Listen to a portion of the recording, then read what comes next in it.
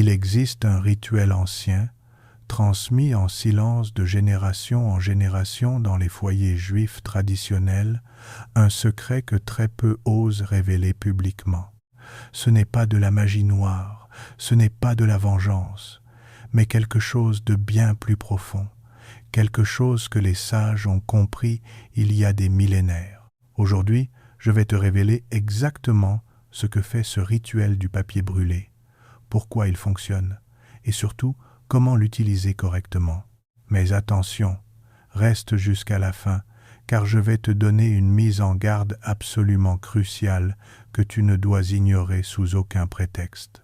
Si tu réalises ce rituel sans connaître cette dernière instruction, tu risques de bloquer complètement son effet, ou pire encore, de retourner l'énergie contre toi-même.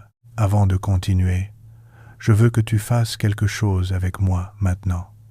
Écris dans les commentaires cette phrase simple mais puissante.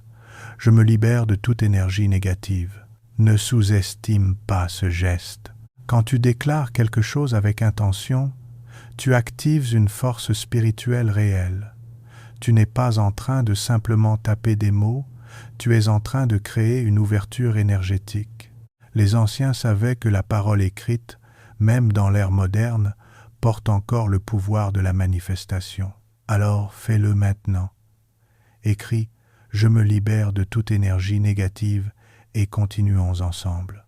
Laisse-moi te raconter l'histoire de Sarah. Sarah avait 32 ans. Elle vivait à Marseille. Elle était comptable dans une entreprise familiale. Une femme discrète, travailleuse, qui ne cherchait jamais les problèmes. Elle avait une vie stable, des amis fidèles, une santé correcte. Mais il y a environ 2 ans, tout a commencé à changer de manière inexplicable. D'abord, ce furent de petites choses. Des migraines persistantes qui ne répondaient à aucun traitement. Une fatigue écrasante qui ne partait pas, même après 10 heures de sommeil. Ensuite, les choses se sont aggravées. Au travail, elle a commencé à faire des erreurs qu'elle n'avait jamais faites auparavant. Des chiffres qui ne correspondaient pas, des documents perdus, des malentendus constants avec ses collègues. Son patron, qui l'appréciait depuis des années, a commencé à lui lancer des regards étranges. Ses amis proches se sont éloignés sans raison apparente. Les invitations ont cessé, les messages sont restés sans réponse. Sarah se sentait invisible, rejetée, comme si une ombre s'était glissée entre elle et le reste du monde. Mais le pire, c'était dans sa vie personnelle. Son compagnon de 5 ans, Marc, est devenu distant, froid, irritable. Il se disputait pour des choses absurdes. Il rentrait tard le soir sans explication. Il évitait son regard. Sarah sentait qu'elle était en train de perdre tout ce qu'elle avait construit, mais elle ne comprenait pas pourquoi. Elle a consulté des médecins, analyse sanguine, scanner cérébral, examen cardiaque. Tout était normal. Elle a essayé la thérapie. Le psychologue lui a dit qu'elle était peu être dépressive, qu'elle devait apprendre à gérer son stress. Mais Sarah savait que quelque chose d'autre se passait. Elle ressentait une pression constante, comme si quelqu'un pensait à elle avec malveillance, comme si des yeux invisibles la suivaient partout. Elle a commencé à avoir des cauchemars récurrents. Toujours le même rêve, une femme qu'elle ne pouvait pas voir clairement, debout dans l'obscurité, qui prononçait son nom encore et encore. Un vendredi soir, complètement désespérée, Sarah a rendu visite à sa grand-mère, Esther, une femme de 86 ans qui vivait encore dans le vieux quartier juif de la ville. Esther était une de ces femmes qui portent la sagesse dans chaque ride, qui connaissent les prières anciennes, les remèdes transmis oralement, les secrets que les livres modernes ont oubliés. Quand Sarah est entrée dans l'appartement de sa grand-mère, Esther l'a regardée longuement, en silence, puis elle a fermé la porte et a dit « Quelqu'un te veut du mal, mon enfant, je le vois dans tes yeux, je le sens autour de toi. » Sarah a éclaté en sanglots. Elle a tout raconté. Les migraines, la fatigue, les problèmes au travail, l'éloignement de Marc, les cauchemars. Esther a écouté sans interrompre, puis elle s'est levée lentement et a sorti d'un tiroir ancien un petit cahier jauni, rempli de notes écrites en hébreu et en français. « Ce que je vais te montrer, » a dit Esther d'une voix grave, « vient de nos ancêtres. C'est un rituel de protection que les femmes de notre famille utilisent depuis des générations.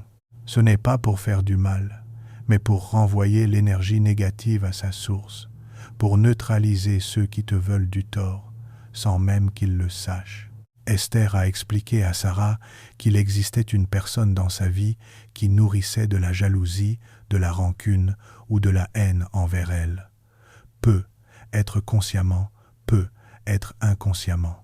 Mais cette énergie négative formait comme un lien toxique, un fil invisible qui drainait sa vitalité, qui sabotait ses relations, qui bloquait ses opportunités. « Tu n'as pas besoin de savoir exactement qui c'est, » a dit Esther.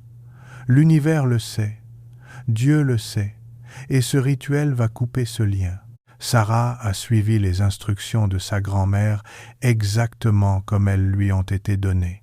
Dans les 3 jours qui ont suivi, quelque chose d'extraordinaire s'est produit. Les migraines ont disparu. La fatigue s'est évaporée. Au travail, son patron est venu la voir pour s'excuser de son attitude récente, disant qu'il ne savait pas ce qui lui avait pris. Ses amis ont recommencé à l'appeler, comme si un voile s'était levé. Et Marc, un soir, s'est assis à côté d'elle et lui a dit « Je ne sais pas ce qui m'est arrivé ces derniers mois. J'avais l'impression d'être dans un brouillard, mais maintenant, je te vois à nouveau. » Quelques semaines plus tard, Sarah a découvert qu'une collègue de travail, une femme nommée Valérie, qui avait postulé pour le même poste que Sarah 2 ans auparavant et avait été refusée, avait démissionné brusquement. Valérie était partie sans explication, sans dire au revoir, comme si elle fuyait quelque chose. Sarah n'a jamais su avec certitude si Valérie était la source de l'énergie négative, mais elle a compris que le rituel avait fonctionné. Non pas en punissant quelqu'un, mais en rétablissant l'équilibre spirituel. Maintenant, laisse-moi t'expliquer pourquoi ce rituel fonctionne. Dans la tradition juive ancienne, il existe un principe fondamental appelé Mida Kenegd Mida, mesure pour mesure. Cela signifie que l'univers maintient un équilibre naturel. Quand quelqu'un envoie de l'énergie négative vers toi, intentionnellement ou non, cette énergie crée un déséquilibre. Elle te draine, elle te bloque, elle t'empêche de vivre pleinement. Le rituel du papier brûlé ne cherche pas à blesser cette personne. Il cherche à renvoyer cette énergie à sa source, à neutraliser le lien toxique, à restaurer l'harmonie. Le feu, dans toutes les traditions spirituelles, représente la purification, la transformation, la lumière divine. Quand tu brûles le nom de quelqu'un qui te veut du mal, tu ne brûles pas la personne, tu brûles le lien négatif. Tu transformes l'énergie sombre en lumière. Tu dis à l'univers « Je ne porte plus ce fardeau. Je le renvoie d'où il vient, avec amour et fermeté. C'est un acte de protection, pas d'attaque. C'est une déclaration de liberté spirituelle. » Les sages juifs enseignaient que chaque lettre de l'alphabet hébreu porte une vibration sacrée, une fréquence divine. Quand tu écris un nom, tu crées une représentation énergétique de cette personne.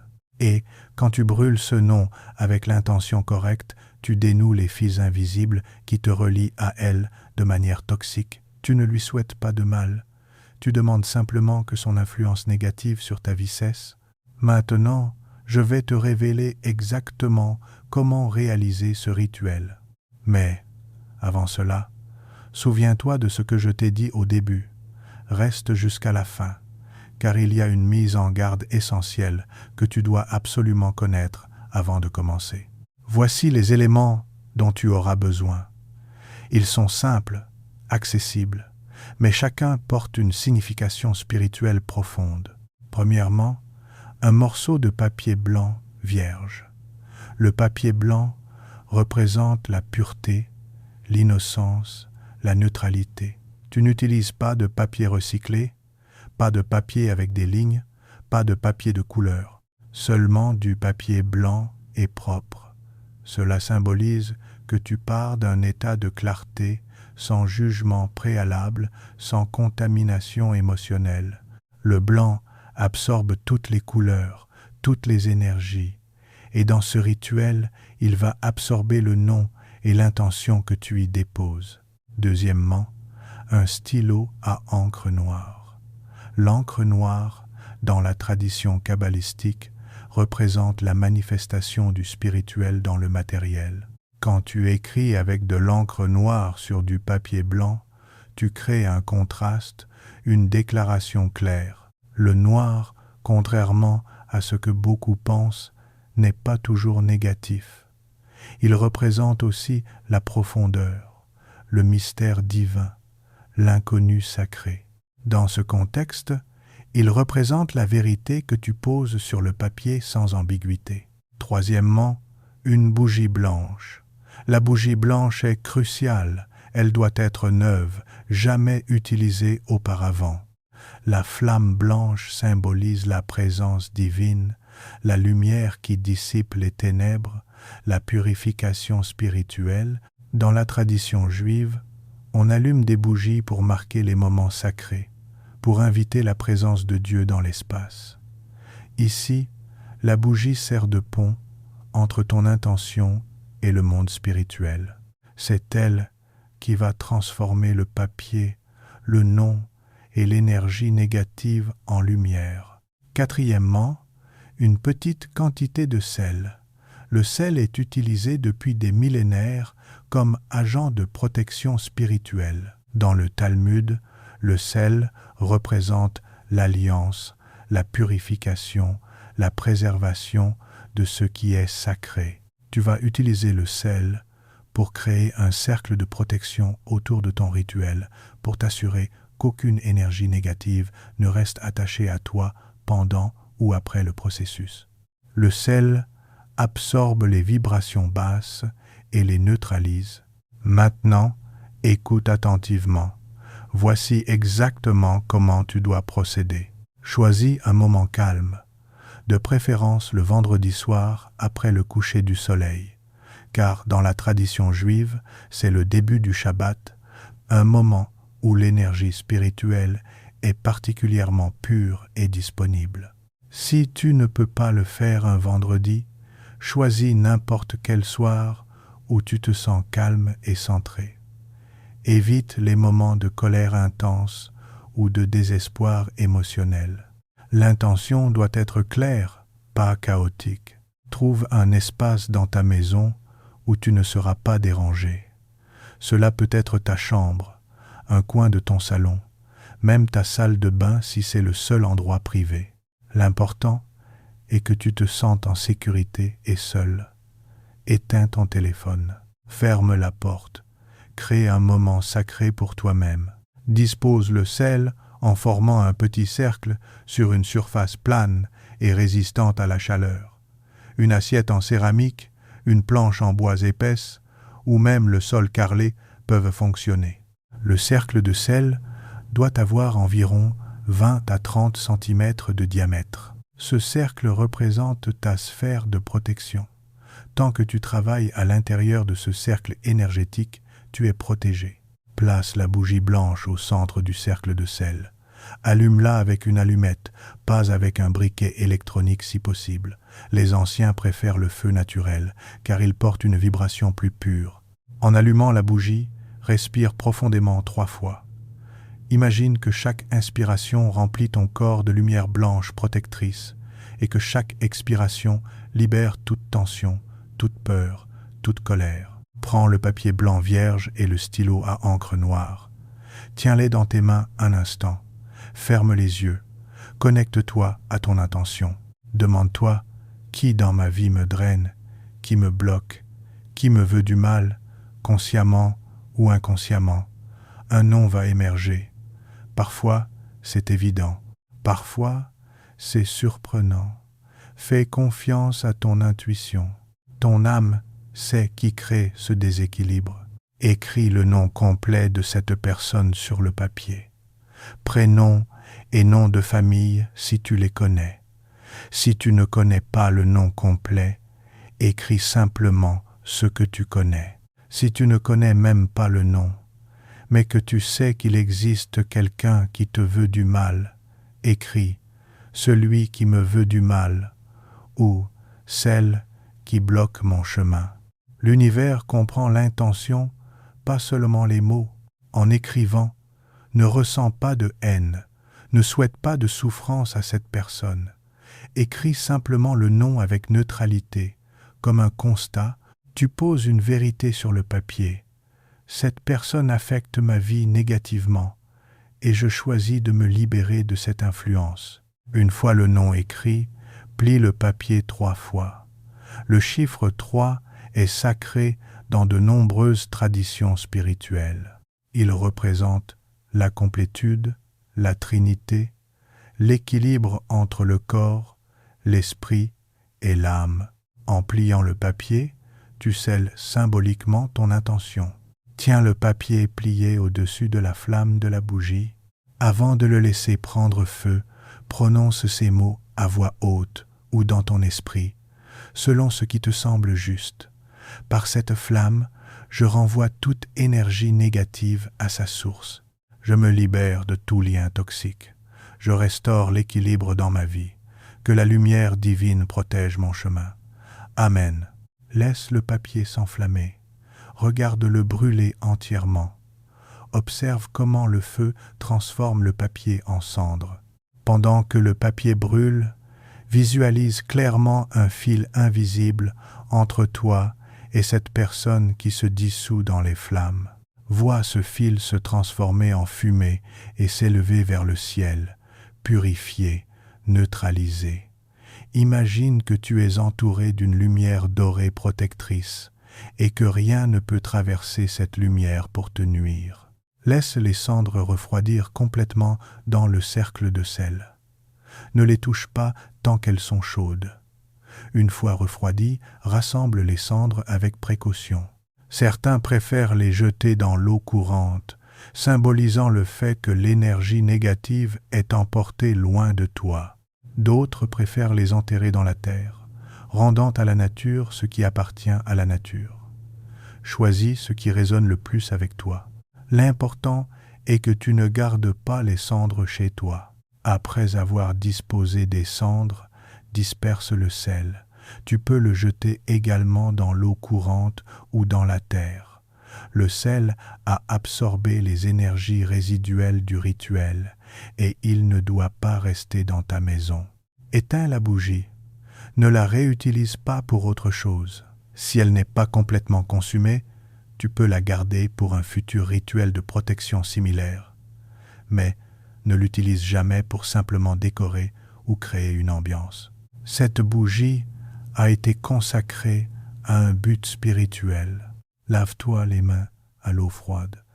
Cela symbolise le nettoyage final, la séparation entre le rituel et le retour à ta vie quotidienne. Maintenant, écris dans les commentaires cette déclaration puissante. Mon énergie est protégée et purifiée. Fais-le maintenant.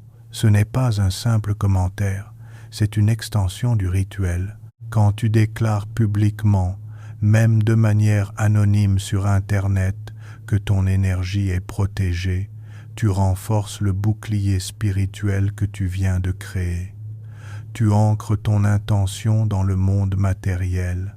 Les sages savaient que la parole prononcée ou écrite devant témoins, même invisible, multiplie sa puissance. Alors écris, mon énergie est protégée et purifiée, et scelle ainsi ton travail. Maintenant, voici la mise en garde cruciale que je t'ai promise. Écoute-moi attentivement, car ceci détermine si le rituel fonctionnera ou non. Ce rituel ne doit jamais être réalisé avec l'intention de faire du mal, de te venger, de punir quelqu'un ou de causer de la souffrance. Si tu brûles ce papier en souhaitant que la personne tombe malade, qu'elle perde son travail, qu'elle souffre de quelque manière que ce soit, tu transformes un rituel de protection en un acte de malveillance. Et selon les lois spirituelles universelles, toute énergie que tu envoies avec malveillance te reviendra multipliée. L'intention correcte est « Je me libère de l'influence négative de cette personne. Je renvoie son énergie toxique à sa source. Je restaure l'équilibre dans ma vie. Que cette personne trouve son propre chemin, loin du mien. Tu vois la différence. Tu ne souhaites pas de mal. Tu poses une frontière. Tu ne attaques pas. Tu te protèges. Tu ne cherches pas la vengeance.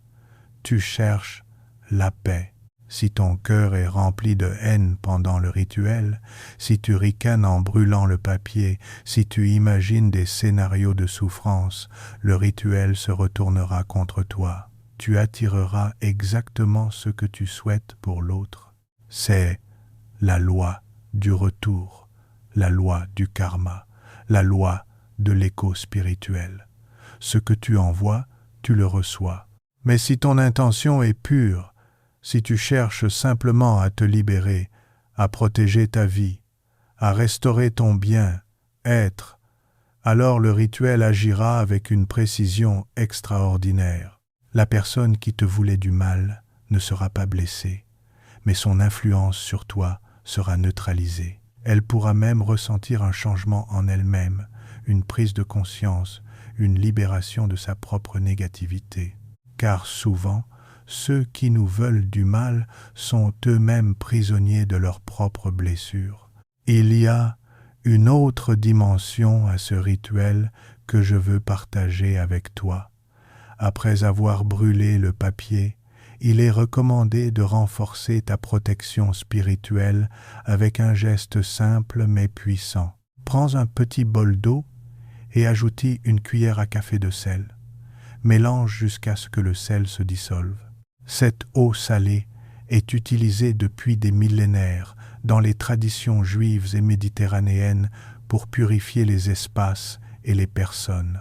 Le lendemain du rituel, prends cette eau salée et aspergeant légèrement les coins de ta maison, en commençant par l'entrée principale. En aspergeant chaque coin, dis mentalement ou à voix basse que toute négativité quitte cet espace, que seule la lumière demeure ici. Tu n'as pas besoin d'utiliser beaucoup d'eau, quelques gouttes suffisent. L'important, c'est l'intention. Tu crées une barrière énergétique invisible qui empêche toute nouvelle influence négative d'entrer dans ton espace de vie. Si tu le souhaites, tu peux également passer cette eau salée sur tes poignets et derrière tes oreilles, comme un parfum spirituel. Les poignets et la zone derrière les oreilles sont considérés comme des points énergétiques sensibles, des portes par lesquelles les énergies entrent et sortent de notre champ aurique. En appliquant l'eau salée à ces endroits, tu fermes ces portes aux influences extérieures non désirées. Certains pratiquants de cette tradition recommandent également de placer un petit bol de sel dans un coin de ta chambre à coucher pendant 7 jours après le rituel. Le sel va continuer à absorber les énergies résiduelles qui pourraient encore flotter dans ton espace. Après 7 jours, jette ce sel dans l'eau courante ou dans la terre, loin de ta maison. Ne le réutilise jamais pour cuisiner ou pour autre chose. Un autre élément que les anciens utilisaient souvent en complément de ce rituel est le miel. Le miel représente la douceur, l'abondance, la protection divine. Dans le livre de l'Exode, la terre promise est décrite comme un pays où coule le lait et le miel.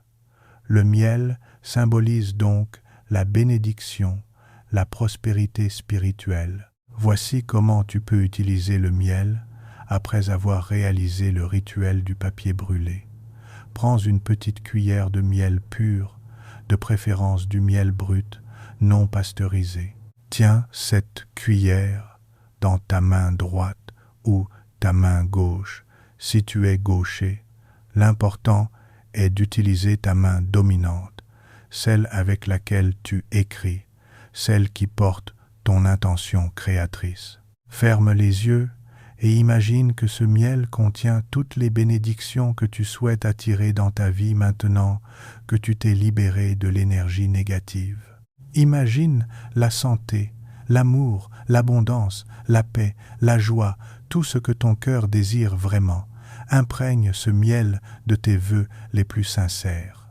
Ensuite, trace avec ce miel une petite croix ou une étoile de David, si tu te sens connecté à la tradition juive, sur le cadre intérieur de ta porte d'entrée, du côté intérieur, là où les invités ne la verront pas. Cette marque de miel agit comme un sceau de protection et d'invitation aux énergies positives. Elle dit, ici réside quelqu'un qui est protégé. Ici, seules les bonnes choses peuvent entrer. Le miel va sécher et devenir presque invisible, mais son empreinte énergétique restera. Certaines personnes renouvellent ce geste chaque mois, lors de la nouvelle lune, pour maintenir la protection active. D'autres le font seulement quand elles sentent que leur énergie s'affaiblit à nouveau. Il existe aussi une variante de ce rituel pour les situations où tu ne connais pas exactement qui te veut du mal, mais où tu sens clairement qu'il y a une influence négative dans ta vie. Peut être que plusieurs personnes te jalousent. Peut être que tu es entouré d'un environnement toxique au travail ou dans ta famille. Dans ce cas, au lieu d'écrire un nom spécifique sur le papier, tu écris simplement « toute énergie qui me bloque » ou « tous ceux qui me veulent du mal ». Le rituel fonctionne de la même manière, mais avec une portée plus large. Tu coupes tous les liens négatifs en une seule fois. C'est comme faire un grand nettoyage énergétique de ta vie. Certains préfèrent faire ce rituel généraliste une fois par an, généralement pendant Yom Kippour, le jour du grand pardon dans la tradition juive, ou lors du Nouvel An, comme une manière de commencer l'année libérée de toutes les énergies du passé. Je veux aussi te parler d'un aspect important que beaucoup de gens négligent, l'après-rituel. Ce que tu fais dans les jours et les semaines qui suivent le rituel est aussi crucial que le rituel lui-même. Après avoir brûlé le papier, il est essentiel de ne pas continuer à penser obsessivement à la personne ou à la situation. Si tu as brûlé le nom de quelqu'un qui te harcelait au travail et que tu continues à ruminer sur cette personne toute la journée, à imaginer des confrontations, à ressasser la colère, tu recrées le lien que tu viens de couper. Tu nourris à nouveau la connexion toxique. Les sages recommandent de pratiquer ce qu'ils appellent le détachement bienveillant. Cela signifie que quand la personne traverse ton esprit, tu reconnais simplement la pensée sans t'y attacher. Tu dis mentalement « Je te libère et je me libère de toi, que chacun suive son chemin ». Puis tu rediriges ton attention vers quelque chose de positif. Remplis l'espace mental et émotionnel que cette personne occupait avec des choses qui te nourrissent. Écoute de la musique qui élève ton esprit. Passe du temps avec des gens qui t'aiment vraiment. Fais des activités qui te rappellent qui tu es en dehors de ce conflit. Le rituel a coupé le lien, mais c'est toi qui dois maintenir cette séparation par tes choix quotidiens. Dans les semaines qui suivent le rituel, sois attentif aux changements, même subtils. La personne pourrait s'éloigner naturellement de ta vie. Elle pourrait changer de comportement. Ou simplement, tu pourrais remarquer que son opinion ou ses actions ne t'affectent plus comme avant. Tu te sens plus fort, plus centré, plus protégé. Parfois, le rituel fonctionne de manière si douce que tu ne remarques même pas le changement immédiatement. C'est seulement quelques mois plus tard, en regardant en arrière, que tu réalises « Oh, cette personne n'a plus aucun pouvoir sur moi. Je suis libre. » Il y a une histoire que les rabbins racontent souvent. et je veux la partager avec toi, car elle illustre parfaitement l'esprit de ce rituel. Il y a longtemps, dans un village d'Europe de l'Est, vivait un homme nommé David. David était boulanger, et il avait un concurrent, un autre boulanger nommé Avram, qui était jaloux de son succès. Avram a commencé à répandre des rumeurs sur David, disant que son pain était fait avec de la farine de mauvaise qualité, que sa boutique était sale, que David volait ses clients. Les affaires de David ont commencé à décliner. Les gens évitaient sa boulangerie. Sa famille souffrait. David était rempli de colère et de désir de vengeance. Il voulait confronter Avram peu, être même le frapper. Mais sa femme, une femme sage nommée Rachel, lui a dit « Si tu descends à son niveau, tu deviens comme lui. Laisse-moi te montrer une autre voie. » Rachel a réalisé le rituel du papier brûlé. Elle a écrit le nom d'Avram sur un papier. Mais avant de le brûler, elle a prié. Que cette flamme transforme la jalousie d'Avram en paix, que son cœur s'ouvre, que notre famille soit protégée, que l'abondance revienne à nous et qu'Avram trouve aussi sa propre abondance. Dans les jours qui ont suivi, quelque chose d'étrange s'est produit. Avram est tombé malade, rien de grave, juste une fièvre qui l'a forcé à rester au lit pendant 1 semaine. Pendant cette semaine, sa femme a dû s'occuper de la boulangerie seule, et elle a réalisé à quel point il travaillait dur, à quel point la jalousie avait empoisonné leur vie. Quand Avram s'est rétabli, sa femme lui a dit « Nous avons assez. Arrête de te comparer à David. Concentre-toi sur notre propre pain, notre propre famille. » Avram, affaibli par la maladie, mais aussi adouci, a écouté sa femme. Il a cessé de répandre des rumeurs. Petit à petit, les clients sont revenus à la boulangerie de David, mais certains sont aussi restés fidèles à Avram. Les 2 boulangeries ont prospéré, chacune à sa manière. L'équilibre a été restauré. Cette histoire montre que le rituel ne punit pas, il guérit, il restaure, il rétablit l'harmonie qui avait été perturbée. Maintenant, avant de conclure, je veux que tu fasses une dernière chose avec moi. Écris dans les commentaires « Je suis libre et protégé ». Ne le fais pas machinalement. Ressens ces mots.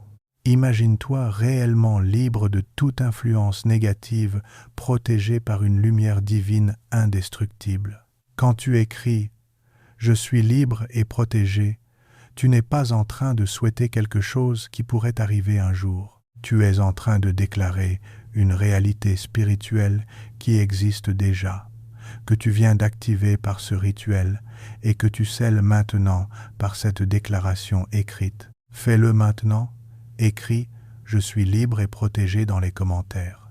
Sache que tu n'es pas seul dans ce chemin. Des milliers, être des millions de personnes à travers l'histoire ont utilisé des rituels similaires pour se protéger, pour se libérer, pour retrouver leur pouvoir personnel. Tu fais partie d'une lignée ancienne de chercheurs spirituels qui refusent d'être des victimes, qui choisissent de prendre leur vie en main, qui comprennent que nous avons tous un pouvoir spirituel bien plus grand que ce que le monde moderne veut nous faire croire. Tu as en toi la capacité de transformer ton existence.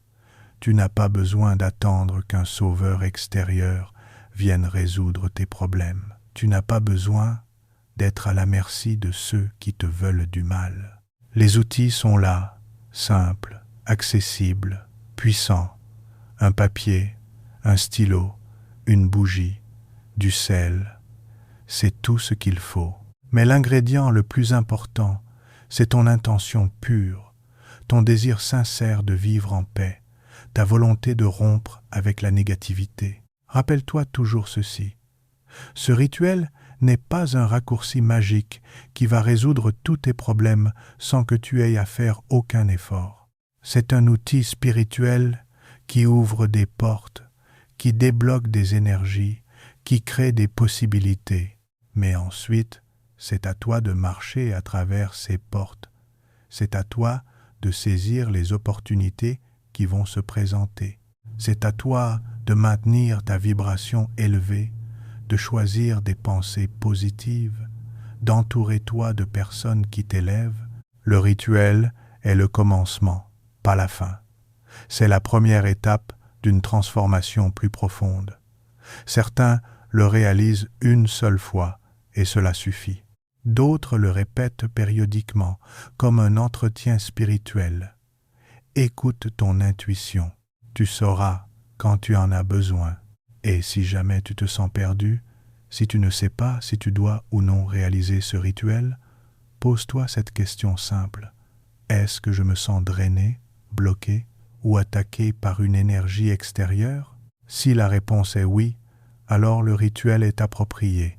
Si la réponse est non, si tu te sens simplement triste ou fatigué pour des raisons internes, peut être que ce dont tu as besoin, c'est du repos, de la thérapie ou du soutien émotionnel, pas nécessairement un rituel de protection.